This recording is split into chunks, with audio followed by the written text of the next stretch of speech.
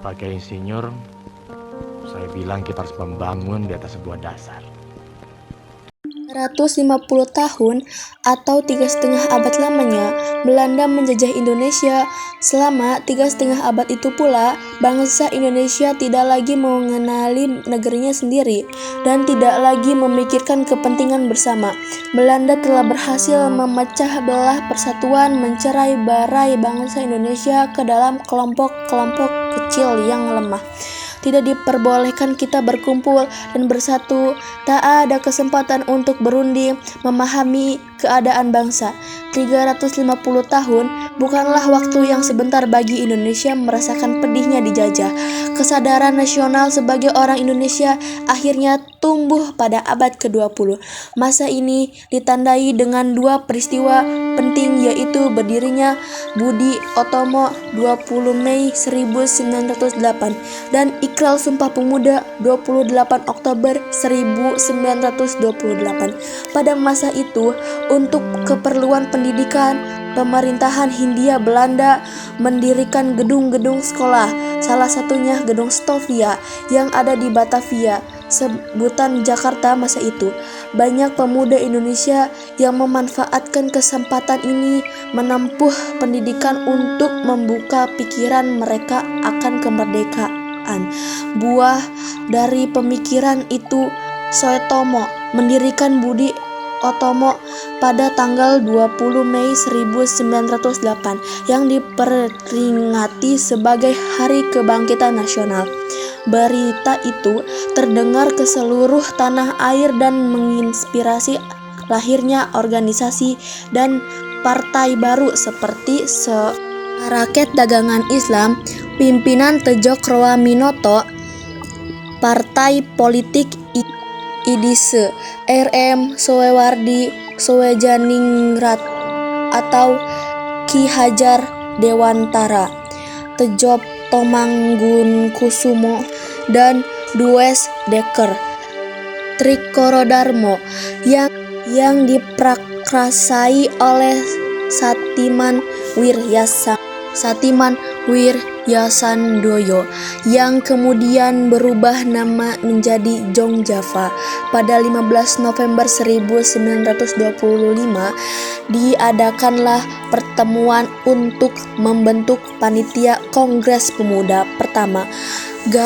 Gerakan pertama pada Kongres Pemuda satu yaitu diketahui oleh Muhammad Tabrani. Dia dakan tahun 1925.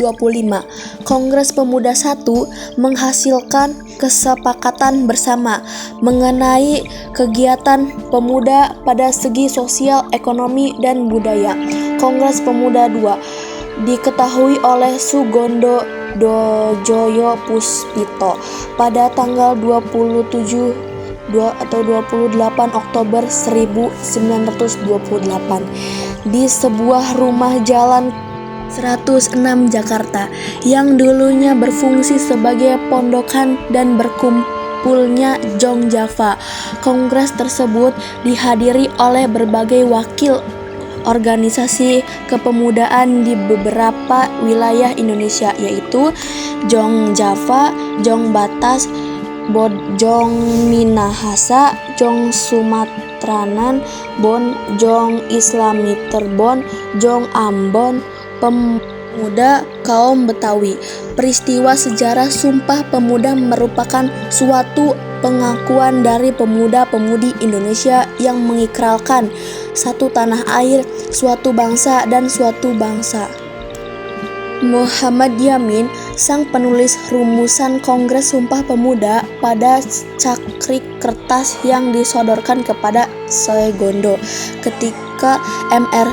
Sunario tengah berpidato pada sesi terakhir Kongres sambil berbisik kepada Soegondo, Saya mempunyai sesuatu formulasi yang lebih elegan untuk keputusan Kongres ini, kata Muhammad Yamin dalam bahasa Belanda. Sumpah tersebut awalnya dibacakan oleh Soegondo dan kemudian dijelaskan panjang lebar oleh Yamin. Sebelum keputusan Kongres dilaksanakan, W.R. Supratma memperkenalkan lagu yang berjudul Indonesia Raya lewat ayunan biola. Inilah saat pertama kali lagu Indonesia Raya, lagu kebangsaan Indonesia, dikumandangkan di hadapan publik. Lagu itu sempat dilarang oleh pemerintah kolonial Belanda. Namun, para pemuda tetap terus menyanyikannya. Sumpah Pemuda. 1. Kami putra dan putri Indonesia mengaku bertumpah darah yang satu tanah air Indonesia. 2. Kami putra dan putri Indonesia mengaku berbangsa yang satu bangsa Indonesia. 3. Kami putra dan putri Indonesia menjunjung bangsa persatuan bangsa Indonesia. Berikan aku 1000 orang tua, niscaya akan ku cabut Semeru dari akhirnya. Berikan aku 1 pemuda, niscaya akan ku guncangkan dunia. Bung Karno.